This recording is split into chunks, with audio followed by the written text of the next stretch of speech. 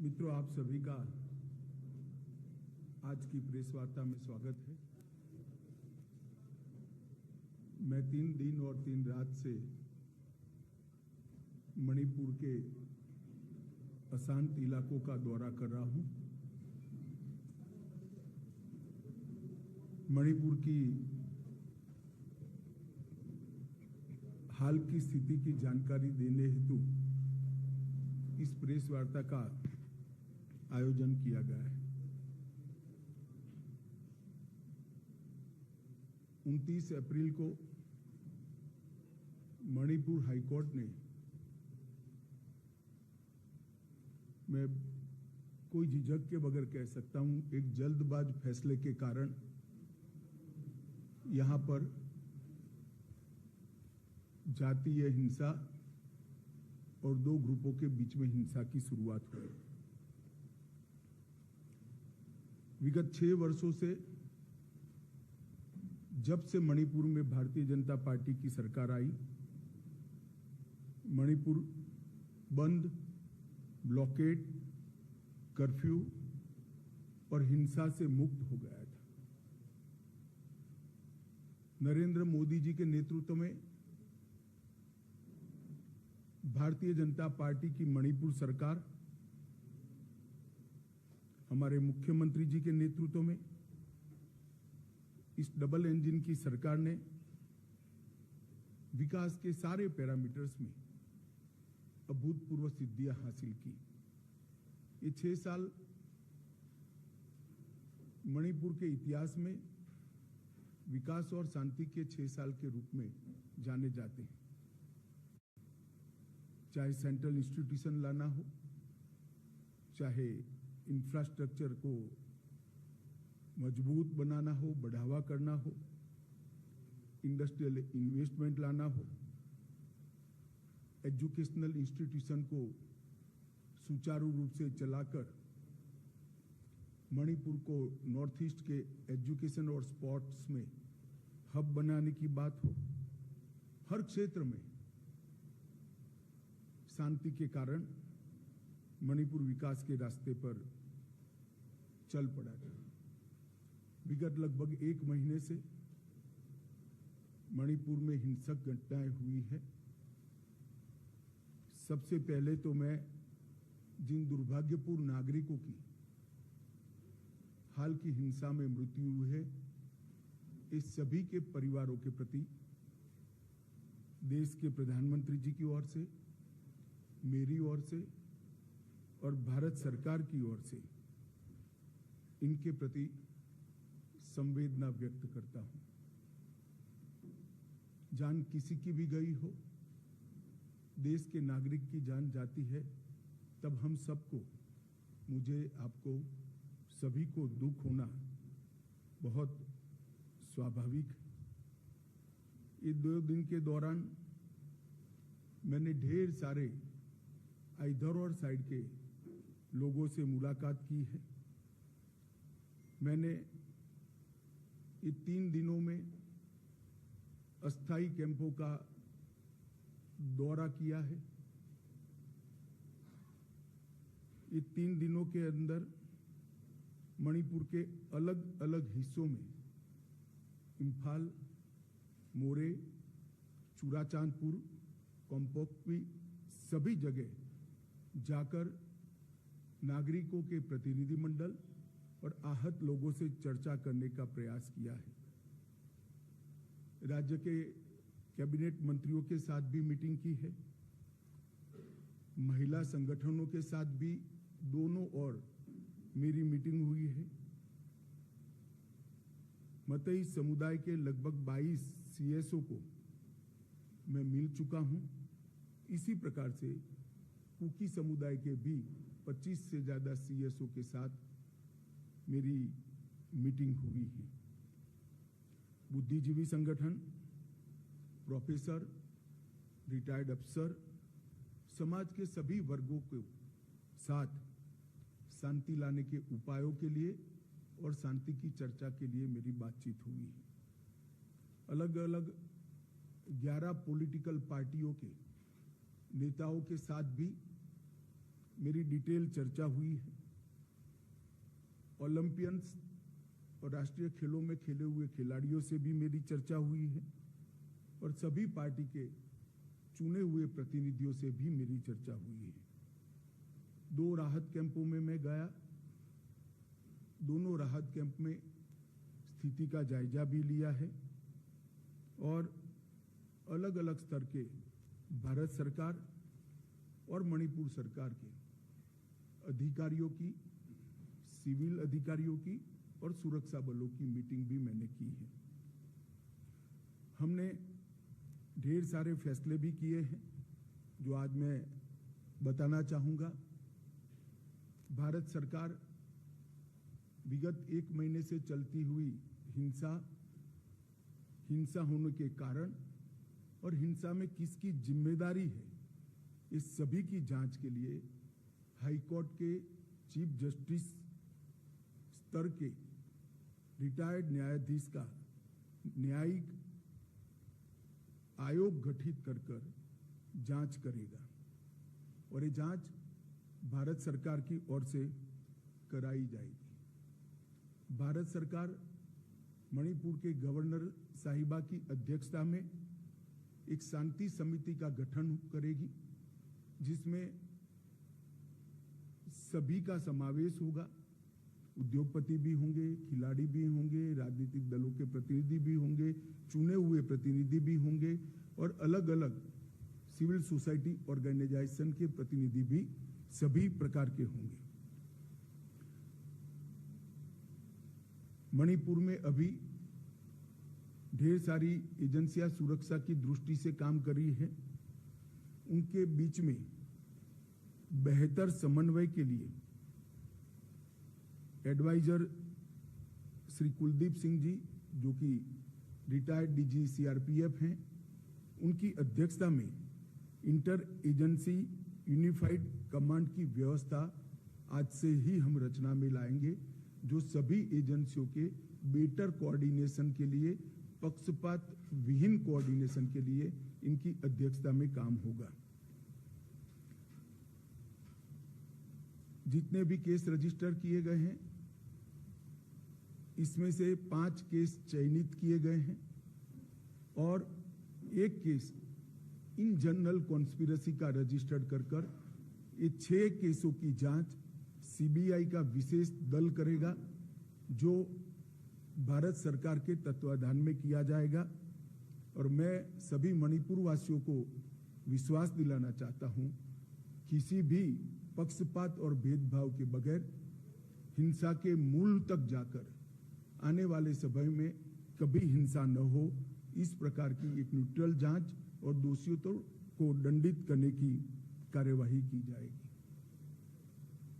एक relief and rehabilitation package को भी तैयार किया गया है। जितने भी लोगों का जान गया है वो सभी को 5 लाख रुपया मणिपुर सरकार की ओर से और 5 लाख रुपया भारत सरकार की ओर से 10 लाख रुपया दिया जाएगा।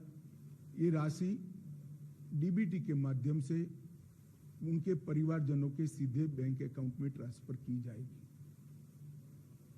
जो इंजर्ड हुए हैं उन इजाग्रस्तों के लिए, जिनकी प्रॉपर्टी का नुकसान हुआ है, उन लोगों के लिए भी एक रिलीफ एंड रिहेबिलिटेशन पैकेज तय कर लिया गया है, जिसकी डिटेल घोषणा कल भारत सरकार के गृह मंत्रालय से हम करेंगे। मणिपुर की जनता को चीज वस्तुओं की कमी न हो, इसके लिए 30,000 मैट्रिक टन नियत कोटा से एक्स्ट्रा चावल भारत सरकार ने यहां पर भेजा है। वो चावल 15,000 मैट्रिक टन के 2 महीने तक 15,000 मैट्रिक टन भेजा जाएगा। गैस, पेट्रोल और सब्जियों की भी आपूर्ति की व्यवस्था कर दी गई है। सारी चीजें ऑन वे हैं और उनके वितरण के लिए सस्ता अनाज की जो दुकान है, इसके अलावे एक अलग से कैंप खोला जाएगा जहां उनके इलेक्ट्रॉनिक राशन कार्ड से भी अनाज मिलेगा और जिनको परचेस कर चाहिए उसको भी मिलेगा। वहां से सब्जियां भी बांटी जाएगी, दवाइयां भी बेची जाएगी और पेट्रोल पंप कुछ चयनित कर दिए गए हैं, लगभग 15 पेट्रोल पंप जो दिन रात खुले रहेंगे, जिससे पेट्रोल की किल्लत यहाँ पर हो न सके। आवाजाही में आप सभी जानते हैं थोड़ी दिक्कत है, इसलिए खोनसेंग रेलवे स्टेशन अभी पूरा नहीं बना है मगर लाइन तैयार हो गई है, तो हमने टेम्पररी प्लेटफॉर्म बनाने का निर्णय किया है जो एक ही सप्ताह में बन जाएगा। तो रेल से भारत के बाकी हिस्सों से मणिपुर की आपूर्ति करने के लिए ये बहुत बड़ी सुविधा होगी। युद्ध स्तर पर ये प्लेटफॉर्म बनाने की कार्यवाही कल से ही शुरू हो गई है। मैं आशा करता हूं कि 4-5 दिन के अंदर ही हम रेल के माध्यम से यहाँ आपूर्ति शुरू कर देंगे। तो रेल जब आना शुरू होगी तो चीजों की कमी में बहुत सुधार हो जाएगा। दोनों ओर लोग शिफ्ट हो गए, इसके कारण मेडिकल डॉक्टर की भी असुविधा विशेषकर कुकी भाइयों के क्षेत्र में हुई है।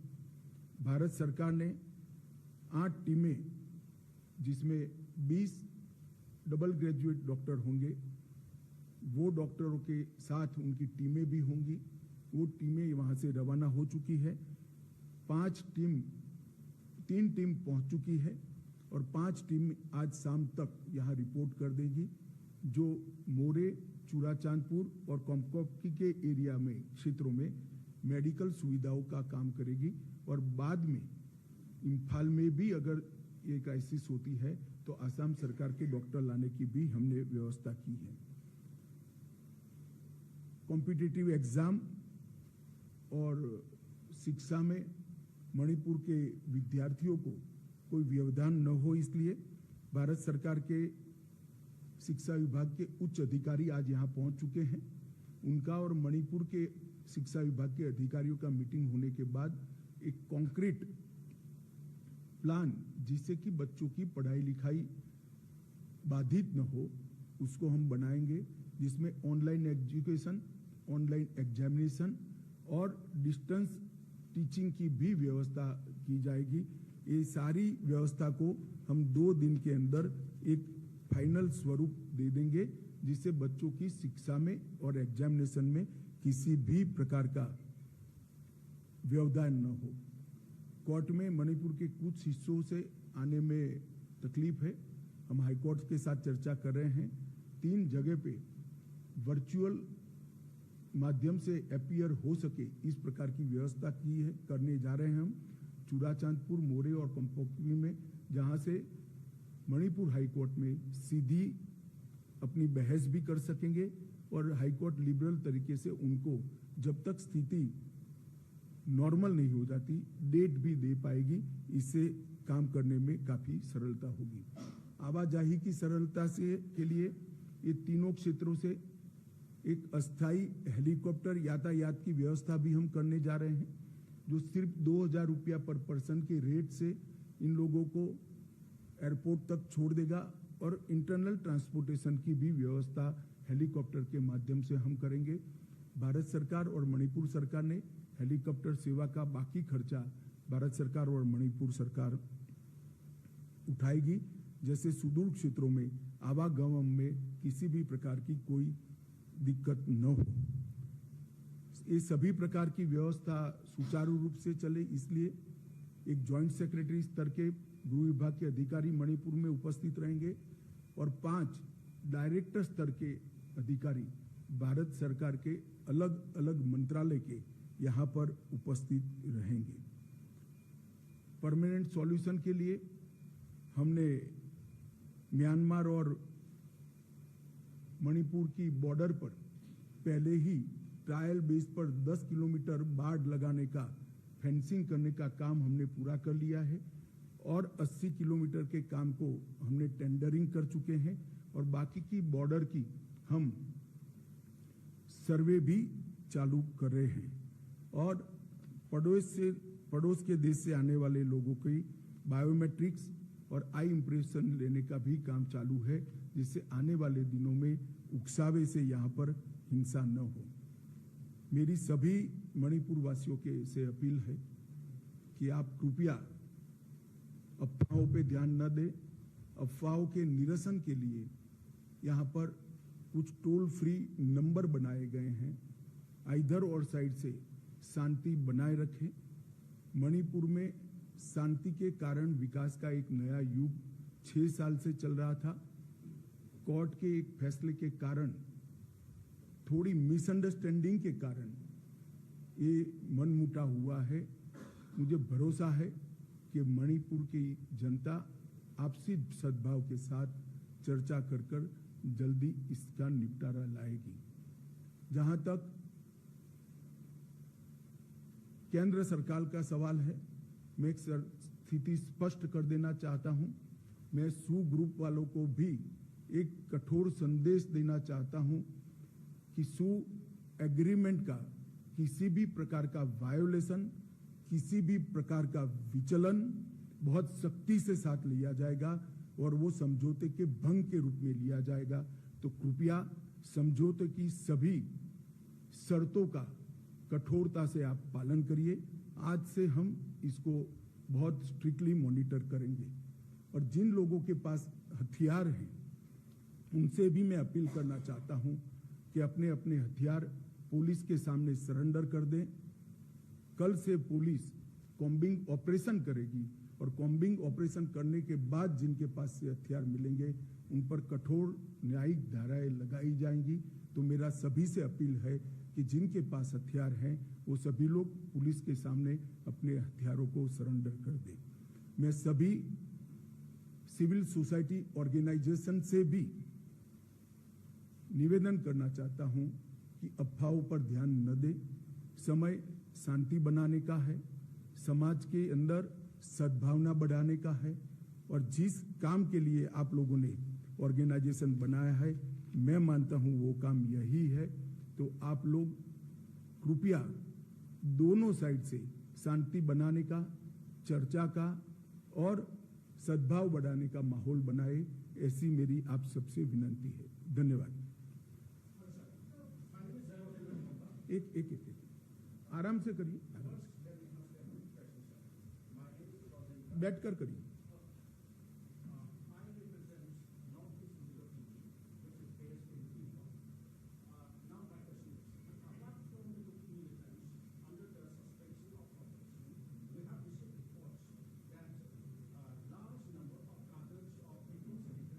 एक मिनट, मैं समझ गया।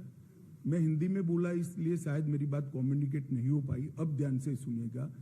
सू मिलिटेंट अगर समझौते की किसी भी प्रकार की शर्त का उल्लंघन करते हैं तो अब उन पर कठोर नहीं चाहूंगा, परंतु जो भी सूचना है इसको हम डेल्ट कर रहे हैं और कड़ाई के साथ डेल्ट कर रहे हैं। एक सेकंड मैं बताता हूं, आप बताइए, सबको मौका मिलेगा।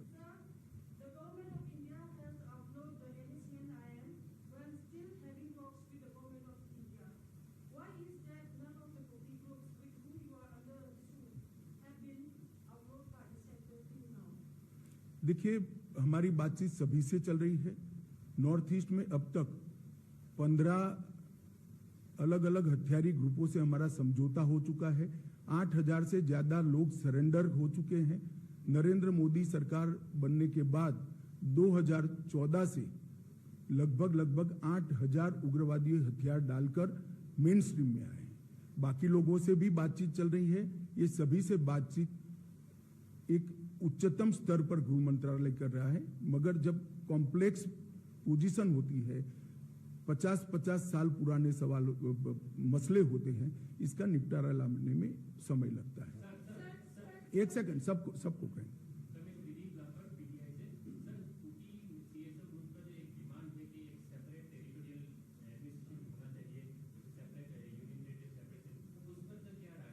देखिए, भारत सरकार ने मणिपुर की एकता और अखंडता के बारे में कई बार अपना स्टैंड घोषित किया है, इसमें हमारा कोई बदलाव नहीं है। मैं अभी कोई ऐसी बात करना नहीं चाहता जिससे शांति में दखल पड़े, और मेरा आपसे भी निवेदन है कि हेडलाइन बनाने में कृपया ऐसे सवाल मत पूछिए जिससे आइदर और साइड पर एग्रेशन बढ़े।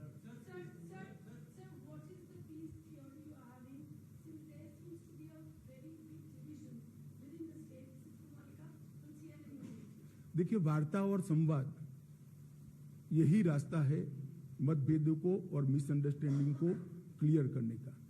मुझे लगता है एक बार राज्यपाल महोदया की अध्यक्षता में पीस कमेटी घूमकर सबको सुनेगी। मैंने भी सुना है, काफी सारी चीजें आई हैं। मैंने एक दूसरे के साथ कम्युनिकेट भी किया है, एक दूसरे के ग्रीवेंसेस को। वो दोनों ग्रुप भी अभी अपने यहाँ इस पर विचार कर रहे हैं। एक बार वार्ता शुरू होगी तभी मिसअंडरस्टैंडिंग क्लियर होगी। एक सेकंड, सबको मैं बताऊंगा भाई।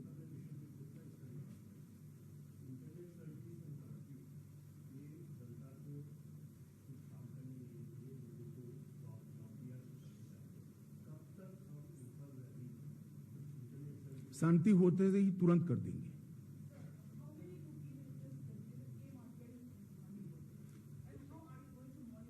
देखिए, ये एग्जामिनेशन नहीं है, सिक्योरिटी रिलेटेड चीजों का इस प्रकार से जवाब नहीं दिया जाता है।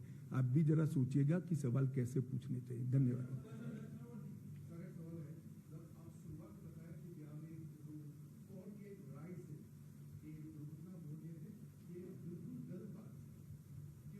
चलो, ये आपकी राय है। मैंने मेरी राय बता, सुनिए ना, यहाँ बहस नहीं हो सकती। मैंने मेरी राय बता दी, आप आपकी राय जनता को बताइए। धन्यवाद।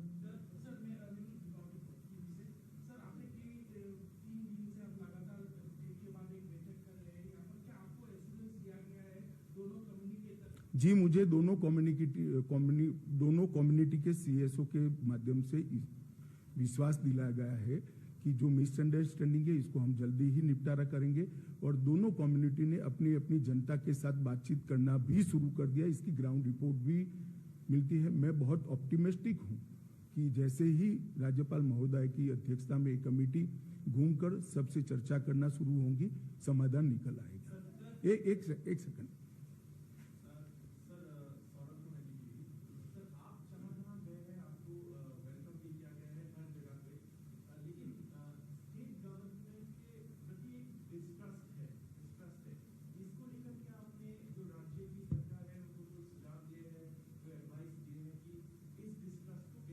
देखिए, मैंने काफी सारी चर्चा करी है, स्थिति से अवगत भी कराया है, सुझाव भी दिए हैं, मगर वो आपके लिए नहीं है, राज्य सरकार के लिए।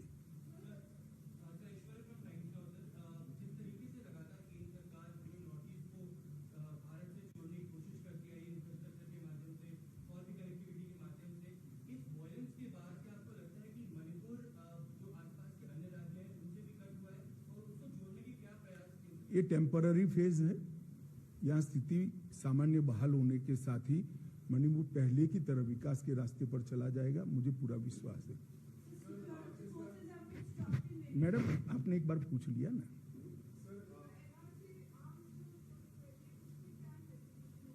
इन्वेस्टिगेशन हो रहा है, मगर मैंने पहले अपील करना चाहता था, मैंने आज अपील कर लिया है। जिनके पास भी आर्म्स है वो सरेंडर कर दे। बाद में कॉम्बिंग भी होगा और कठोर कार्यवाही भी होगी। हमारे पास सूचनाएं भी हैं। एक सेकंड।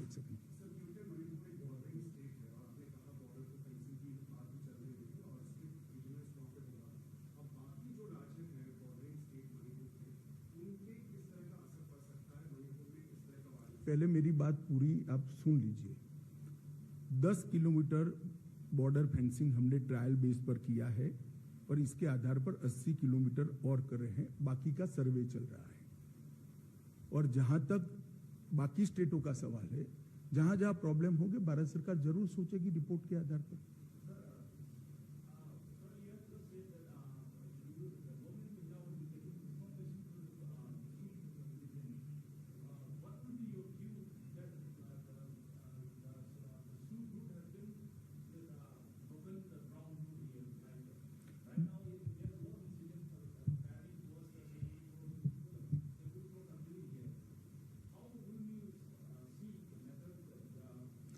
देखिए, मैं समझ गया। हमारे पास जो सूचनाएं है इसके आधार पर मैंने उनको अपील की है कि वायोलेशन न करें। वायोलेशन करते हैं तभी कदम उठाने की बात है, और वायोलेशन करेंगे तो कदम उठाना चाहिए, इसमें आप भी सहमत हैं। मैंने यही कहा है कि वायोलेशन न करें।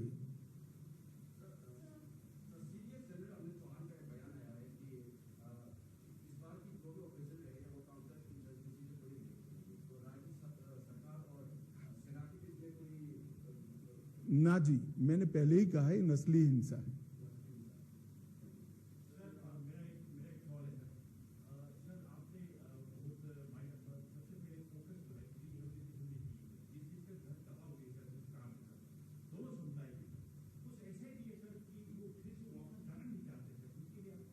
हम उनसे चर्चा करेंगे, स्थिति सामान्य होने के बाद उनकी यही मंशा रही तो फिर उसके लिए भी सोचा जाएगा। मुझे विश्वास है कि स्थिति सामान्य होने के बाद, एक दूसरे पर विश्वास होने के बाद पूर्ववत स्थिति हो जाएगी।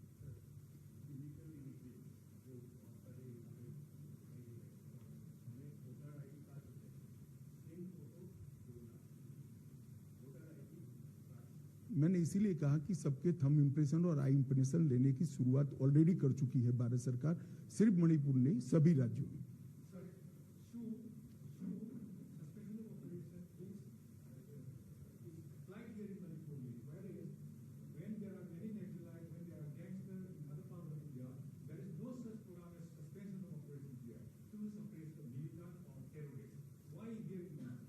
बैठिए। ऐसा है कि सस्पेंशन ऑफ ऑपरेशन की कुछ कंडीशंस हैं, तो इसको मानना चाहिए, तभी तो सस्पेंशन ऑफ ऑपरेशन रहता है। अगर कंडीशन टूटती है तो दोनों ओर से टूटेगी। फिर मैं आपसे बहस नहीं कर सकता, मैंने मेरा जवाब दे दिया।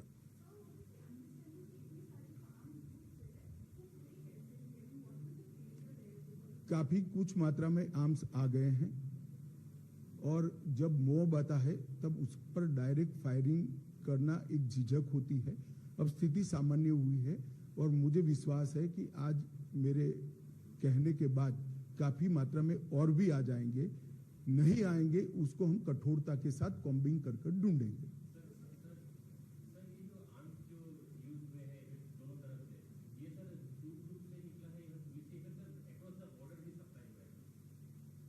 देखिए, आप प्रेस कॉन्फ्रेंस में इस तरह की सूचनाएं मुझसे अपेक्षा नहीं कर सकते हैं भैया। इसके लिए आपको एग्जाम देना पड़ेगा, सिक्योरिटी फोर्स में आना पड़ेगा, या तो एजेंसी में आना पड़ेगा। चले, मुझे लगता है अब रिपीटेशन हो रहा है।